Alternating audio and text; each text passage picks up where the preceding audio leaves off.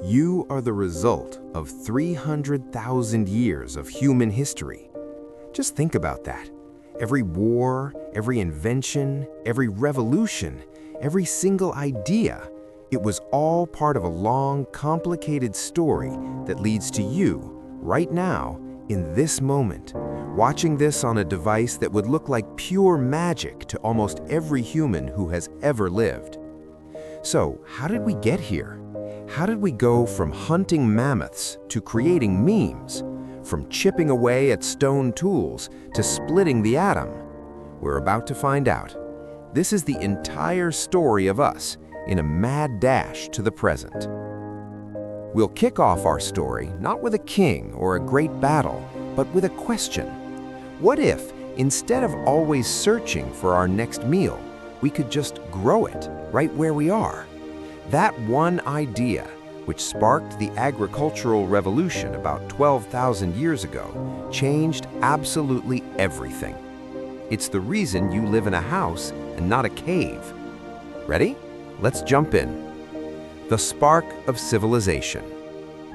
Before roughly 10,000 BCE, every human was a nomad, a hunter-gatherer who moved with the seasons. But in a place in the Middle East called the Fertile Crescent, that all started to change. We figured out how to domesticate plants and animals. Farming meant extra food, and extra food meant not everyone had to be a farmer. People could now specialize. They could be potters, priests, soldiers, and eventually YouTubers. This whole new way of living gave us the first villages, then the first cities, and finally, the first civilizations. Down in Mesopotamia, nestled between the Tigris and Euphrates rivers, the Sumerians were busy inventing the future. Around 4500 BCE, they were building huge cities. They created the wheel for transport, and they developed the world's first known writing system, cuneiform. They basically invented the 9-to-5 job, taxes, and of course, complaining about taxes. Not to be outdone, the Egyptians along the Nile River started building their own monumental society around 3100 BCE. They gave us the 365-day calendar we still use, mind-blowing feats of engineering with their pyramids, and a serious cultural obsession with the afterlife. And this wasn't just happening in one place. Other great civilizations were taking root all over the world. In the Indus Valley, cities like Mohenjo-Daro had incredible urban planning with sophisticated sewer systems. And over in China, along the Yellow River, the Shang dynasty was setting the stage for thousands of years of dynastic rule, giving us early writing and beautiful bronze casting. The age of empires and ideas. Now that civilization was a thing, the next few thousand years were all about scaling up and thinking big. Over in the Mediterranean, a totally new way of thinking was brewing in ancient Greece. Around 800 BCE, Greek city-states like Athens and Sparta became labs for culture and politics. They gave us epic poems, theater, and some of history's most influential ideas. Philosophy, with heavy hitters like Socrates, Plato, and Aristotle, and a wild new concept called democratia, or rule by the people. And then came the Romans, starting as just one small city-state in Italy around 750 BCE. Rome exploded from a republic into an empire that became a synonym for power itself. The Romans were master engineers, building roads and aqueducts so well that many are still standing today, and their legal ideas are the foundation for a lot of modern law. For centuries, the Mediterranean was basically a Roman lake. Meanwhile, in China, the Qin dynasty unified the warring states in 221 BCE, creating the first imperial dynasty and kicking off construction on what would later become the Great Wall. The Han dynasty that followed established the Silk Road, a sprawling network of trade routes that didn't just carry things like silk and spices, but also carried ideas, technologies, and religions across continents. This era also saw the birth of major world religions that would shape human belief for thousands of years, spreading like wildfire along these new global networks. The great exchanges and upheavals. But empires don't last forever. The great classical empires started to buckle under their own weight. The Western Roman Empire officially fell in 476 CE, thanks to a mix of internal rot and pressure from migrating tribes. Europe splintered into 1,000 pieces. But the world didn't just stop. In the 7th century, Islam emerged from the Arabian Peninsula and spread with incredible speed.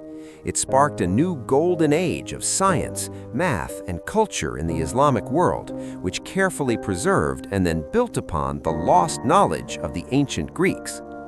The Silk Road became more important than ever, but it was a two-way street.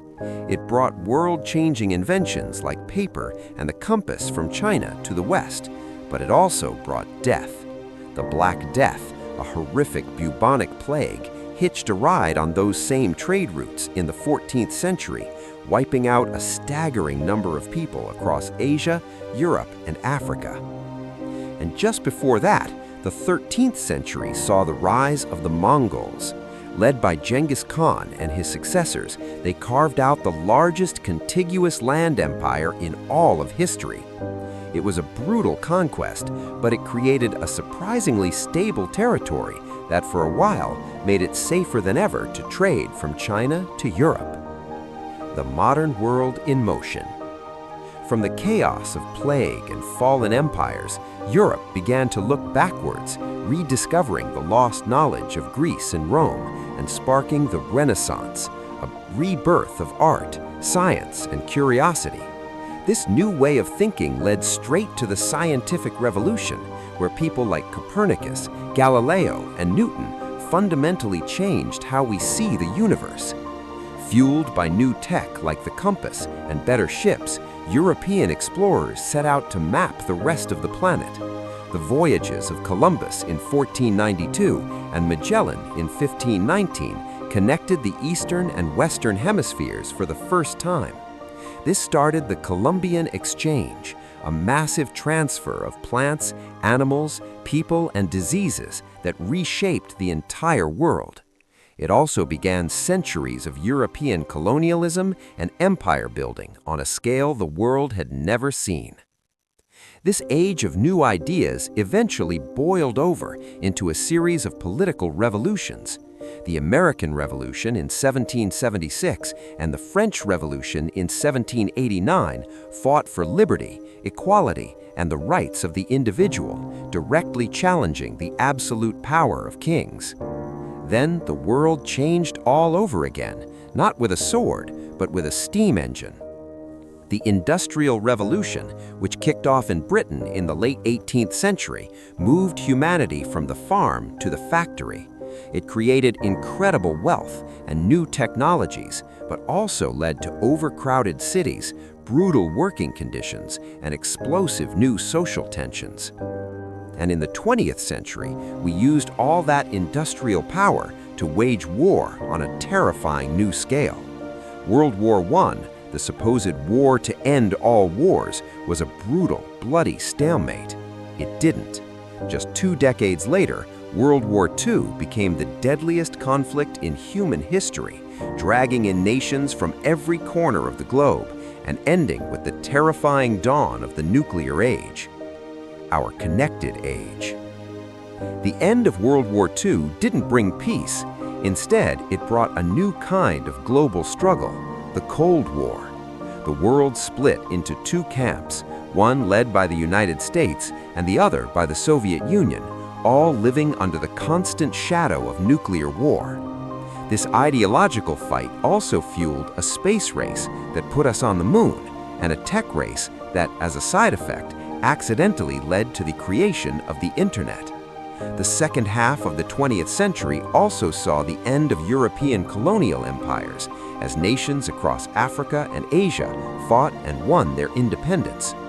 The fall of the Berlin Wall in 1989 and the collapse of the Soviet Union in 1991 finally ended the Cold War.